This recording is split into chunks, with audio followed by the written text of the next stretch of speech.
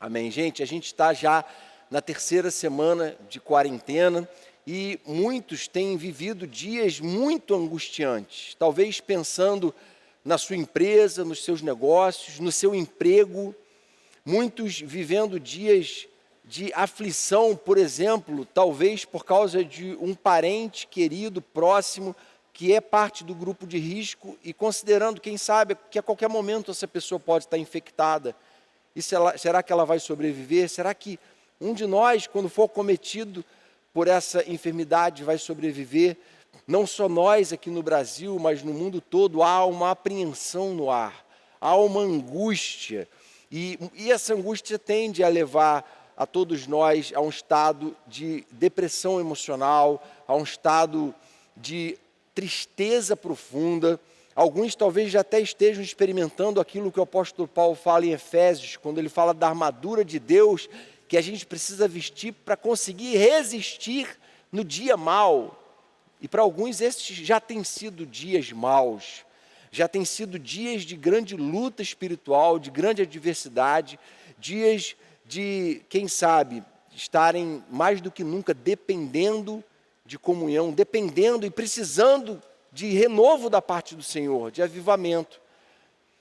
João da Cruz, um monge do século XVI, ele criou um termo que diz que ele chama de a noite escura da alma. E ele diz que alguns grandes profetas e homens de Deus passaram por momentos de grande aflição, de modo até que tiveram a sensação de que Deus não estava ouvindo a oração deles, de que Deus não estava se importando com o sofrimento deles. A gente vai para a Bíblia e vê, por exemplo, o profeta Jonas, depois que ele cumpre a missão dele, ele vai para um lugar isolado e pede ao Senhor a morte. Elias, depois de vencer os profetas de Baal, também se recolhe em profunda angústia e pede ao Senhor a morte. A sensação de que não há mais sentido para viver a partir dali. Mesmo homens de Deus, que Deus usou poderosamente, podem enfrentar esse tipo de sentimento. O Senhor Jesus, no jardim do Getsêmani, orou, e diz o texto que naquele momento de angústia, em que ele chama os discípulos a orar com ele, em que ele chega a pedir ajuda em oração e cobertura nesse sentido para os discípulos, diz que o suor dele era como gotas de sangue. Tamanho o sofrimento naquele momento que ele estava se preparando para a consumação da sua missão. E aí, no momento que ele está sendo crucificado, ele fala para o Pai: Deus meu, por que me desamparaste?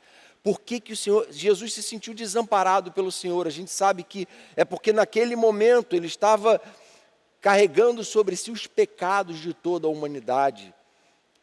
De modo que o Senhor também, mesmo sendo o próprio Deus encarnado, mesmo não conhecendo o pecado, não tendo vivido, experimentado a prática do pecado, experimentou dias de grande angústia, de grande aflição. Isso pode acometer qualquer um de nós, e é exatamente nesse contexto que um dos pilares fundamentais do nosso fortalecimento na fé, deixado pelo Senhor, que é a celebração da ceia do Senhor, entrou em debate, e alguns teólogos opinaram que a gente não deveria celebrar online, outros que sim, muitos fundamentos para cá, outros para lá, e a gente, na verdade, entende que esse é um debate que até antecede a ceia online. Ou seja, o culto pode ser online. Quando a gente está assistindo um culto online, a gente pode estar ali cultuando ao Senhor. E quais são as perguntas que se levantam? Primeiro, existe coletividade, existe um grupo ali? Existe um grupo assistindo à distância, por isso existe grupo, existe reunião, existe encontro, há um encontro virtual, mas é um encontro. Há adoração, há exposição da palavra de Deus e há oração? Sim, há. Então, se há todos os elementos de um culto presente, se a coisa acontece ao vivo e a gente está junto agora, reunido diante do nosso Deus, o debate se reduz a uma mera questão de metragem. 2 metros, 2 quilômetros, 20 quilômetros. E a gente entende que esse não é o grande ponto para Deus. O grande ponto para Deus não é essa questão de metragem ou geográfica. O grande ponto para Deus é como está o teu coração agora diante de Deus. Se você está diante do Senhor com o coração quebrantado, com o coração sedento por Ele, com o coração ávido por Ele, antenado e ligado e adorando Ele em espírito e em verdade, e com a alma totalmente derramada na presença dEle, você pode estar a 20 mil quilômetros daqui, que o Espírito Santo que está aqui presente com a gente nessa noite, Ele vai visitar você com poder e graça, e a gente vai celebrar essa comunhão. É claro que é muito melhor a gente estar presente fisicamente, junto, se abraçando. Essa semana, na quinta-feira, a gente fez a transmissão da reunião de oração. Claudinho Blasques, músico da igreja que estava aqui tocando, ele disse para mim: poxa, Jonas, que diferença que isso faz, a gente estar junto, como isso é bom, como isso faz bem para a gente. É claro, esse é o ideal que a própria palavra de Deus diz, não deixem de se congregar, a gente tem que estar junto, isso é muito bom. Mas, sem dúvida nenhuma, há situações excepcionais e a gente entende que essa é uma delas. Eu tive uma experiência essa semana que foi mais uma que deu prova prática de como é possível experimentar comunhão verdadeira, mesmo a gente estando tão distante. Um amigo meu, que era da igreja 25 anos atrás, quando eu era adolescente, ele está morando em Madrid, já há uns 5 anos talvez, e ele ficou com Covid-19 lá. Tem aproximadamente a minha idade, e a gente participa de um grupo de WhatsApp junto, desses jovens, desses que eram jovens naquela época, e a gente então interage, conversa, e surgiu no grupo a ideia de a gente fazer um relógio de oração por ele, nessas últimas 2 semanas, e a gente vem orando por ele todos os dias, porque o quadro dele se agravou muito. Ele ficou com os 2 pulmões totalmente tomados pela infecção, por uma pneumonia muito grave, e ele ficou, de fato, correndo risco a qualquer momento de ser vítima, mais uma vítima do Covid-19. E a gente, então, intensificou esse relógio de oração e começou a clamar. O nome dele é Leonardo, Léo diz. E essa semana, para a glória de Deus, depois de 2 semanas de muito clamor e intercessão, ele saiu do coma induzido e ele pôde então se livrar daquele respirador, e o primo dele reportou para mim que uma das primeiras coisas que veio ao coração dele e que ele relatou foi o seguinte pensamento: aquele grupo de WhatsApp está intercedendo por mim, eu sei disso, ninguém me falou, mas eu sei disso. E espiritualmente, de algum modo, Deus deu a ele a convicção de que esse nosso grupo estava orando por ele, clamando por ele. O que é isso, irmãos? Isso é o fato de que ele está lá em Madrid, nós estamos aqui, mas nós estamos em espírito juntos. O mesmo Espírito que está aqui está lá, o mesmo Espírito Santo poderoso nos leva a viver um nível de comunhão verdadeira, intensa e profunda, que nos une a despeito das nossas diferenças, distâncias, sejam elas geográficas ou não. Então a gente crê que é perfeitamente possível você estar aí em casa, no sofá, e estar vivendo um momento de verdadeiro culto a Deus, de verdadeira reverência à palavra dEle, de verdadeira atenção àquilo que Ele quer te falar. É possível que você esteja sensível totalmente a Deus e àquilo que Ele tem a te falar, e que o seu culto seja verdadeiro e legítimo e sincero. E sem dúvida nenhuma, é possível também que alguém esteja presencialmente num culto de Santa Ceia e o coração está totalmente desconectado de tudo que Deus está falando ali. Membro da igreja, de modo que para Deus muito mais importante é essa conexão do Espírito. E a gente vê isso claramente acontecendo, por exemplo, na igreja primitiva. Texto que a gente vai ler de Atos 2, 46, fala de um momento em que a igreja estava sob perseguição. E sob perseguição a igreja precisou, nos primeiros séculos, se reunir em casas. Não se faziam grandes reuniões em locais públicos, não queriam visibilidade. Eles queriam estar em grupos menores, pequenos. E diz o texto, em Atos 2, 46, que todos os dias eles continuavam a reunir-se no pátio do templo, partiam o pão em suas casas, e juntos participavam das refeições com alegria e sinceridade de coração, louvando a Deus e tendo a simpatia de todo o povo.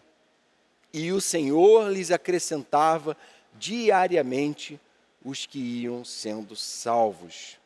Os estudiosos dizem que há uma clara distinção que o texto mesmo faz aqui entre partir o pão em suas casas e também participar das refeições. De modo que a conclusão é que eles estão se referindo sim à celebração da Santa Ceia nos lares. Era assim que a igreja primitiva fazia. Por quê? Porque esse era o ideal? Porque eles queriam estar separados? Não, mas porque a situação obrigou eles a viverem assim. E Deus alimentou o seu povo dessa forma. E é isso que Deus quer fazer com a gente essa noite. Cada um na sua casa, não importa a quantos quilômetros ou milhares de quilômetros de distância, o Senhor quer te alimentar, assim como Ele quer alimentar a gente que está aqui na igreja, nesse momento, fazendo essa transmissão. E aí, irmãos queridos, a primeira barreira que a Bíblia deixa claro para a gente que a verdadeira e plena comunhão no Espírito ajuda a gente a superar é a barreira da distância. João, capítulo 4, verso 24, a mulher samaritana estava ali conversando com Jesus e ela pergunta para Jesus: Jesus, onde é que é o lugar certo de adorar? Jesus, onde é o lugar certo de prestar culto ao Senhor? É aqui em Samaria ou é lá em Jerusalém? Ou é na Judéia? Onde é que é? Eu quero saber quem está certo nessa história toda. E Jesus diz assim: vocês não adorarão o Pai nem neste monte, nem em Jerusalém. João 4:24, Deus é Espírito, e é necessário que os seus adoradores o adorem em espírito e em verdade. A adoração e o culto que Deus espera de nós não é uma adoração e um culto que dependem de grandes aglomerações, que dependem de encontros coletivos grandes para acontecer. É uma adoração e é um culto que é pleno quando ele é em espírito e em verdade, não importa onde eu e você estejamos. Na nova aliança há uma comunhão que não se prende mais ao templo, nem a Jerusalém. Há um só Espírito, o próprio Deus na pessoa do Espírito, habitando os corações e nos entrelaçando Madrid, Espanha, Portugal, todos os países, Estados Unidos, Índia, não importa onde haja um discípulo de Jesus, nós estamos juntos essa noite com eles, com a igreja do Senhor, onde quer que ela esteja. As autoridades judaicas, num certo momento, pediram a Jesus um sinal da autoridade dele. Sabe o que Jesus respondeu? Jesus respondeu assim, João 2,19, destruam esse templo e em 3 dias eu vou reconstruir ele. Vocês querem o sinal da minha autoridade? Eu vou dar um sinal para vocês. Podem destruir esse templo, porque em 3 dias eu vou reconstruir ele. E eles, na mesma hora, dizem: Jesus, esse templo levou 46 anos para ser construído. Como é que você está dizendo que em 3 você vai reconstruir o templo? De modo que Jesus claramente está falando a respeito da sua ressurreição. Podem matar o meu corpo, porque a partir desse momento, em 3 dias, eu vou ressuscitar.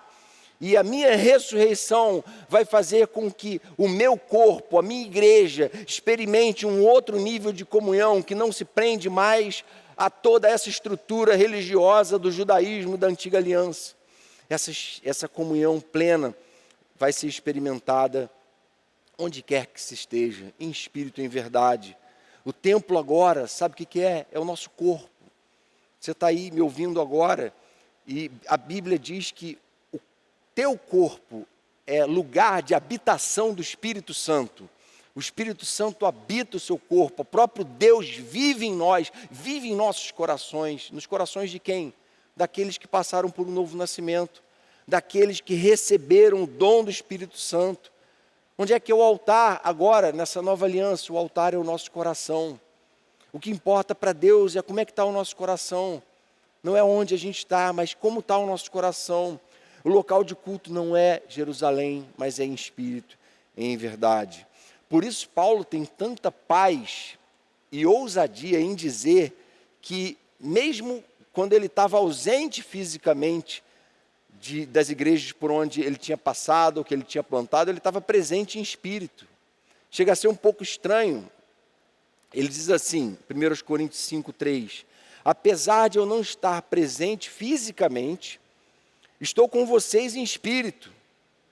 Quando vocês estiverem reunidos em nome de nosso Senhor Jesus Cristo, estando eu com vocês em espírito, estando presente também o poder de nosso Senhor Jesus Cristo, está falando assim, olha, quando vocês estão reunidos aí em Corinto, eu estou também com vocês. Há uma conexão, há uma comunhão, há uma integração que a distância não consegue separar. Em Colossenses 2,5 ele fala algo parecido, ele diz assim, embora eu esteja fisicamente longe de vocês, em espírito estou presente e me alegro em ver como estão vivendo em ordem e como está firme a fé que vocês têm em Cristo. Paulo não está aqui querendo dizer que a sua alma, o seu espírito era transportado para fora do corpo e estava lá com aquela igreja. Não é isso que ele está dizendo. O que Paulo está dizendo é que o sentimento de pertencimento, o sentimento de unidade, de que ele fazia parte daquela família, era algo tão forte, tão intenso, que ele não se sentia de modo algum desconectado, de modo algum a comunhão dele com aquelas igrejas estava inviabilizada. E ele então celebra essa comunhão apesar da distância física. Esse é o sentimento que deve estar em nós também nessa noite. Há uma comunhão que nós vivemos hoje, que nós experimentamos, que supera qualquer barreira física ou geográfica. Mas há ainda outras barreiras que a verdadeira comunhão supera. Outra delas, segunda barreira, a comunhão supera as nossas diferenças.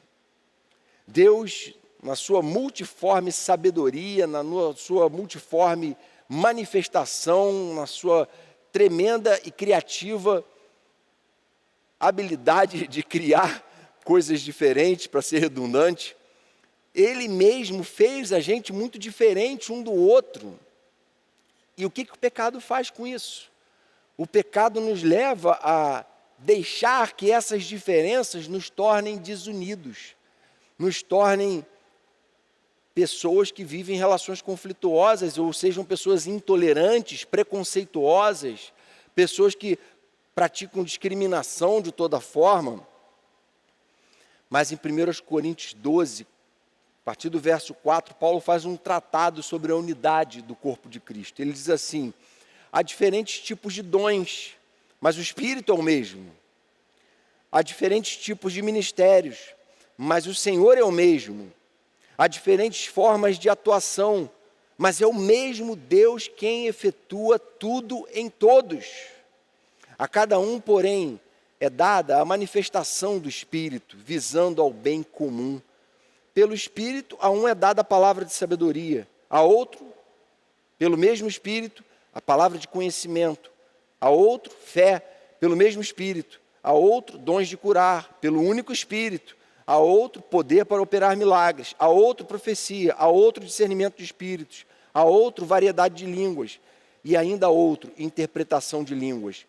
Todas essas coisas, porém, são realizadas pelo mesmo e único Espírito, e Ele as distribui individualmente a cada um como quer.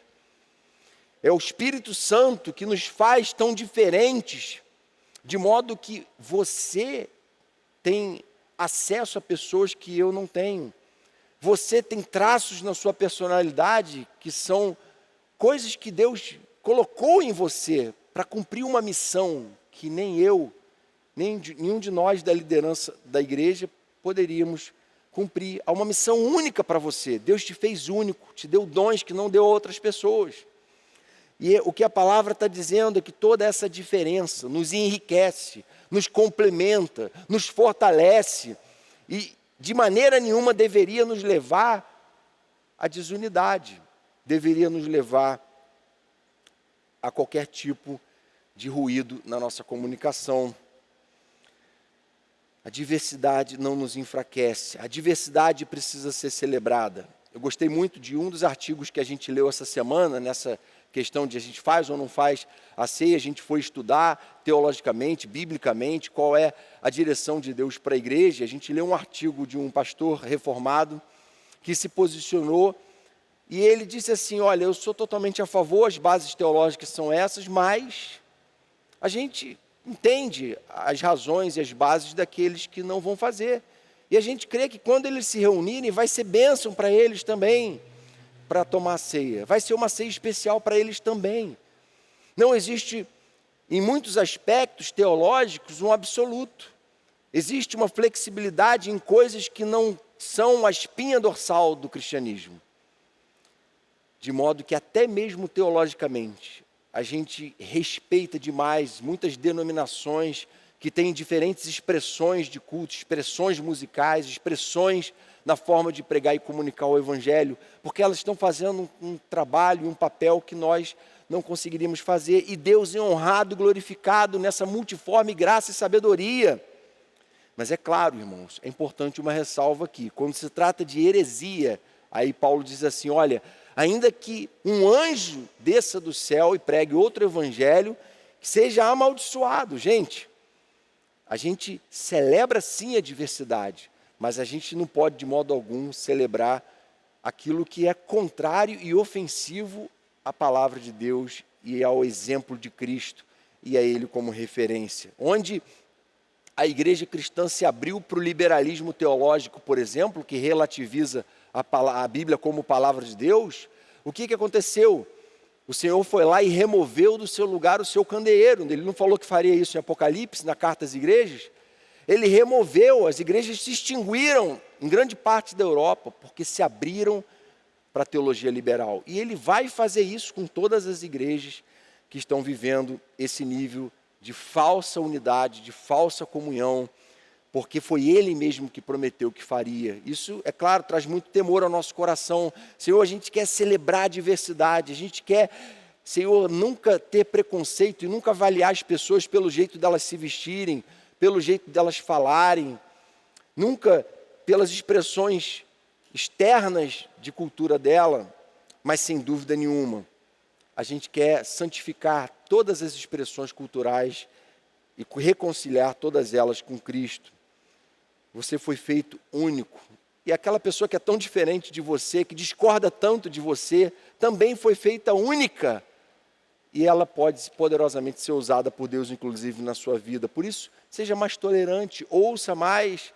Você não precisa convencer todo mundo de que o seu jeito está certo, de que a igreja vai ser a sua imagem e semelhança, de que as coisas vão ser a nossa imagem e semelhança. Elas não vão ser. E isso nos enriquece e nos fortalece. O desafio de Jesus é para a gente amar não só aqueles que nos amam, mas amar também aqueles que são diferentes. A questão do preconceito racial, do preconceito social, essas coisas estão muito na raiz e no fundamento da fé evangélica. Às vezes a gente até prega pouco sobre isso. Mas, irmãos, a sociedade hoje, de algum modo, está avessa ao preconceito racial e social, porque isso está na Bíblia, ela aprendeu isso com a Bíblia. De forma que seria inadmissível um cristão agir com preconceito racial ou com algum tipo de elitismo ou uma visão estratificada social em que eu só quero andar com gente dessa ou daquela classe social, preconceito contra pobre, preconceito contra rico, coisas que são completamente surreais no universo cristão. Por quê? Porque nós somos chamados a celebrar a diversidade e Deus se manifesta em todas elas.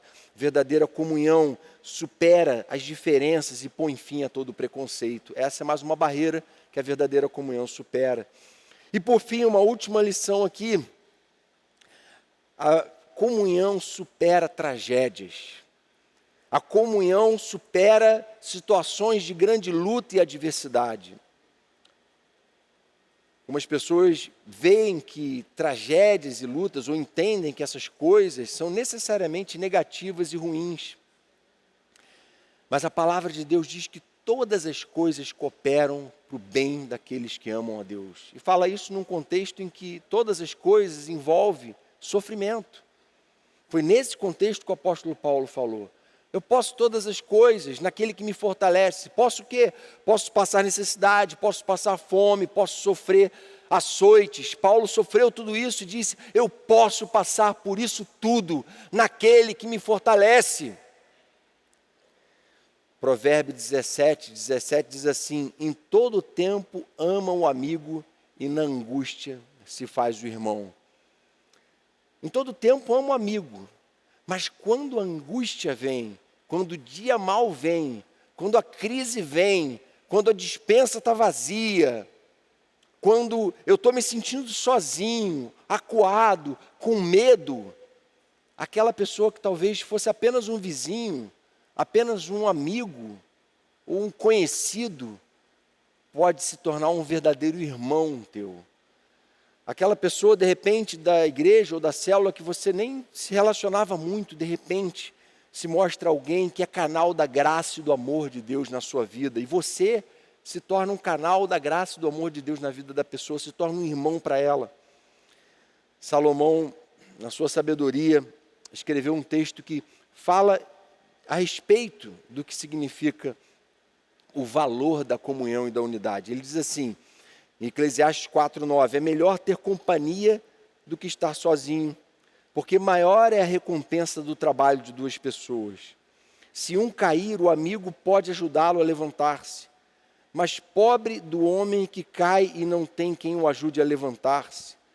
E se dois dormirem juntos, vão manter-se aquecidos. Como, porém, manter-se aquecido sozinho? Um homem sozinho pode ser vencido, mas dois conseguem defender-se. Um cordão de 3 dobras não se rompe com facilidade. Ele fala aqui sobre os tipos de tragédia, de drama que podem ser superados pela verdadeira experiência da comunhão. E a primeira delas é o drama das necessidades físicas. Fala assim no verso 9, é melhor ter companhia porque entram 2 salários. Não é mais um só pode até passar aperto e sufoco. Mas quando a gente está junto, quando a gente se diz corpo, esse é o momento de falar, agora eu vou pegar esse pão que era só meu e vou dividir ele, e vou dar ele, e eu vou comer menos para poder dar para quem não tem nada para comer. Eu vou viver e vou praticar isso. Gente, isso está muito no cerne do evangelho que Jesus pregou. Olha o que Jesus diz. Ele diz que os discípulos perguntam para ele, Senhor, quando te vimos com fome e te demos de comer, ou com sede e te demos de beber? Quando te vimos como estrangeiro, te acolhemos, ou necessitado de roupas e te vestimos? Quando te vimos enfermo ou preso e fomos te visitar? O rei responderá, digo a verdade, o que vocês fizeram a algum dos meus menores irmãos, a mim o fizeram. Senhor, o que eu preciso fazer para viver e encarnar o teu evangelho? Nesse momento em que a gente sabe que muitas famílias vão passar dificuldades sérias, esse é o momento, irmãos, de a gente trazer para a prática, para a nossa vida prática, a palavra que a gente prega. E Jesus está falando, olha, quando vocês dividirem com meus menores irmãos, vocês estão fazendo isso comigo, vocês estão me servindo. Servir ao próximo, dividir o pão, é servir a Deus, é culto, é adoração, é celebração da verdadeira e plena comunhão que vocês têm. Não só no domingo, não só no momento da ceia, mas todos os dias. Jesus estava preparando os discípulos deles para a tribulação que haveria na igreja nos anos seguintes. A gente vai começar, ou tem intensificado já as campanhas, a campanha das cestas básicas. A gente já tem algumas dezenas de famílias que recebem as cestas básicas regularmente da igreja. E a gente, enfim, tem a feirinha do Oceânica Social, mas a gente sabe que agora vai ser um momento que a gente vai ter que aumentar consideravelmente o número dessas cestas. Por isso, esse é um desafio para mim e para você. Você está numa situação difícil, de aperto? Muitos estão, mas é possível que haja pessoas que não têm necessidades básicas, ou que passam por necessidades básicas. Por isso a gente tem orientado cada líder de célula nesse momento a ficar atento e sensível a cada integrante da sua célula, a cada parente dos integrantes da sua célula, a cada pessoa próxima, que a gente está tão perto, e a gente não pode simplesmente ficar indiferente diante disso. Cada um de nós precisa ficar mais sensível e atento às pessoas da sua família, irmãos, pais, filhos, pessoas que nesse momento podem estar vivendo já um momento de grande dificuldade, de grande crise. A própria organização da igreja, irmãos, vai precisar de uma atenção redobrada nesse momento, de modo que, se você tem sido fiel nas suas contribuições, esse é o momento de você estar mais ainda fiel, e não só ser fiel nas contribuições, mas até pensar, quem sabe, em ser mais generoso do que o regular, sabendo que muitos não poderão, vão querer participar desse momento, vão querer também entregar ao Senhor dízimos e ofertas, mas eles nem existem mais para ser entregues, porque perderam seus empregos. E a gente quer estar preparado também como igreja institucional para ser um braço e alcançar essas pessoas, mas a gente precisa dar conta das nossas próprias demandas para a gente também estender o braço e alcançar as famílias que têm frequentado aqui. Então, esse é o momento de você e eu darmos bom testemunho em relação à nossa generosidade e solidariedade cristãs e evangélicas. É hora de a gente mostrar a diferença que a nossa fé faz. Então, essa é a primeira tragédia que a comunhão supera, segundo Salomão aqui. No verso 10, ele fala de outro tipo de tragédia, ele fala da tragédia da queda. Se um cair, o amigo pode ajudá-lo a levantar-se, mas pobre do homem que cai e não tem quem o ajude a levantar-se. A queda pode ter a ver com o distanciamento do Senhor, pode ter a ver com uma derrota que a pessoa sofreu, uma derrota, quem sabe, que você sofreu, e esse é o momento de a gente mais do que nunca estar juntos. A queda aqui pode significar, por exemplo, um casamento que está destruído pelo egoísmo, pela insensibilidade. Um casamento que pode estar completamente destruído, e a gente crê que junto a gente pode pensar em soluções. A queda pode significar filhos que não querem mais saber de Deus e da igreja. A queda pode significar um lar que está fora totalmente do caminho do Senhor. A queda pode significar um coração que se endureceu, se petrificou, se distanciou do Senhor, que está, quem sabe, assistindo transmissões, quem sabe participando da igreja de alguma forma, mas o coração está longe de Deus. Essa pode ser uma queda. E mais do que nunca a gente tem dito, é importante a gente estar junto. Não é possível fisicamente? São 3 cultos sendo transmitidos toda semana, uma reunião de oração, uma célula, lives diárias no Instagram. São formas de a gente estar junto. Para quê? Para ninguém cair. Mas se alguém cair, a gente está junto como suporte. Telefone, WhatsApp, contato. A gente precisa estar em oração mais do que nunca uns pelos outros, porque os tempos que a gente tem vivido já são tempos tenebrosos e tendem a piorar, segundo projeções que são feitas por especialistas. Mas, irmãos, a gente precisa estar preparado para o tempo do fim. Jesus, falando a respeito do tempo do fim, ele diz o seguinte: naquele tempo muitos ficarão escandalizados, trairão e odiarão uns aos outros, e numerosos falsos profetas surgirão e enganarão muitos. Devido ao aumento da maldade, o amor de muitos se esfriará, mas aquele que perseverar até o fim será salvo. A gente já está, em alguma medida, quem sabe, vivendo uma prévia da grande tribulação. Jesus está falando aqui dessa grande tribulação que viria e se abateria sobre a igreja. Mas ele fala que no meio de todo esse tumulto, de tanto falso profeta, de tanta fake news, de tanta politização de questões que são humanas, que não deveriam ir para o âmbito da discussão política, que deveriam ficar apenas no âmbito de salvar vidas, custe o que custar, pague-se o preço que se pagar, acabam dando lugar a uma frieza que a gente não pode deixar tomar o nosso coração. Esse é o momento de a gente intensificar a nossa relação com Deus e remir o tempo, porque os dias são maus, não é assim que a palavra ensina? Esse é o momento de a gente entender que em dias maus a gente não pode desperdiçar nosso tempo, nossa energia, nossa atenção. Pedro diz o seguinte, 1 Pedro 5:8, o diabo, inimigo de vocês, anda ao redor como leão, rugindo e procurando a quem possa devorar. Resistam-lhe, permanecendo firmes na fé, sabendo que os irmãos que vocês têm em todo o mundo estão passando pelos mesmos sofrimentos. A igreja sempre sofreu perseguição, a igreja sempre sofreu com pessoas avessas à palavra de Deus, anticristos que se levantaram, grandes governantes que perseguiam a igreja, como acontece hoje em países comunistas, como Coreia do Norte, China, em que igrejas são fechadas, em que pregadores são censurados, em que o evangelho não pode penetrar. E nós, irmãos, estamos preparados para esse tempo que a palavra diz que muitos vão negar a fé.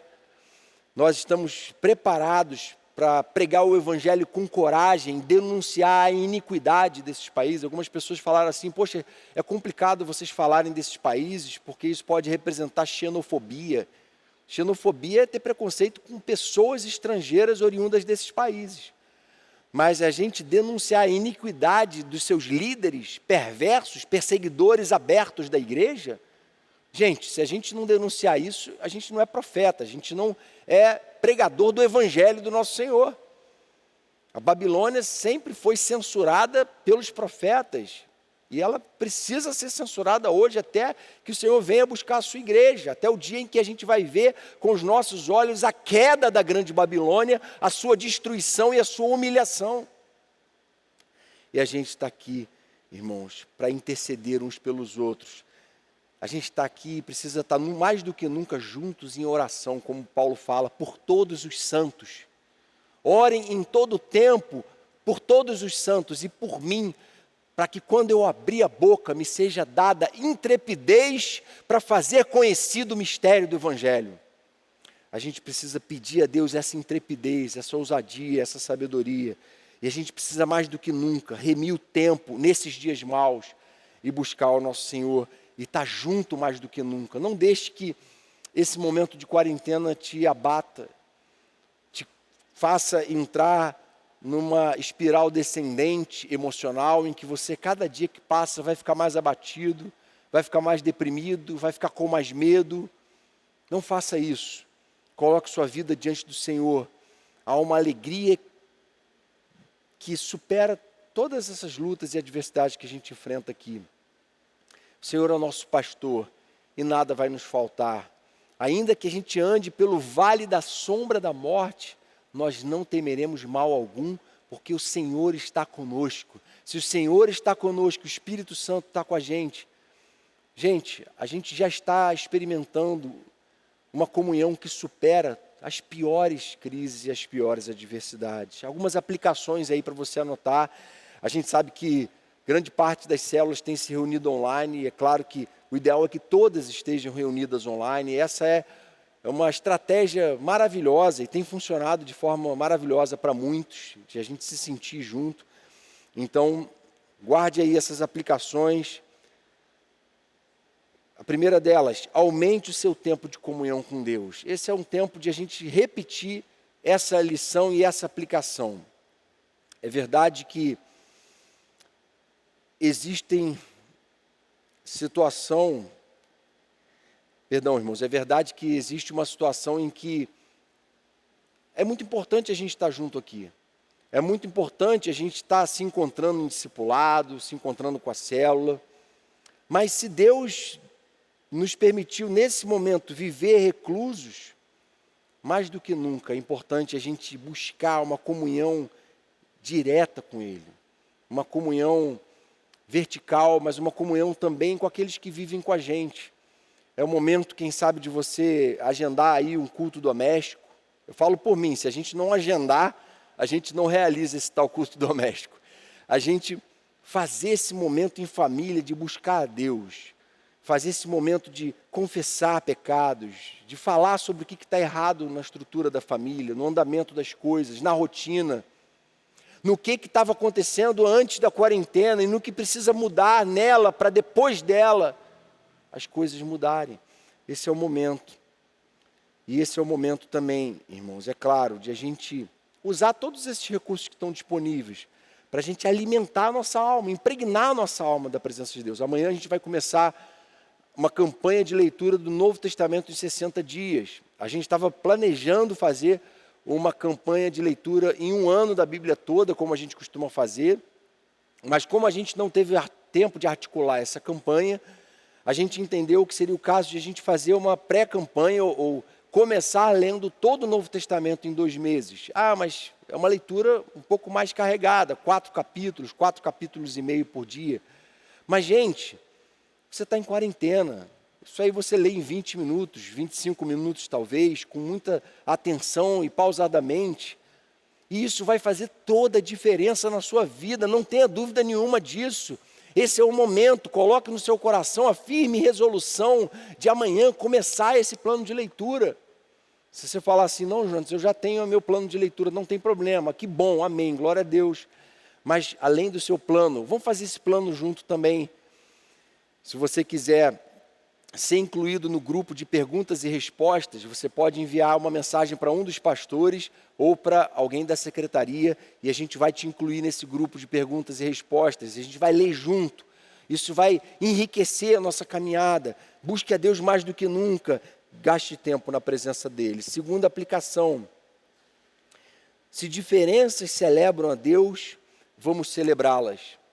Se nós temos diferenças, elas foram dadas a nós por Deus. E o nosso desafio é não deixar que nenhuma diferença entre nós venha a nos fazer cada vez mais distantes, venham a nos fazer separados. Muito pelo contrário, a gente deve celebrar essas coisas.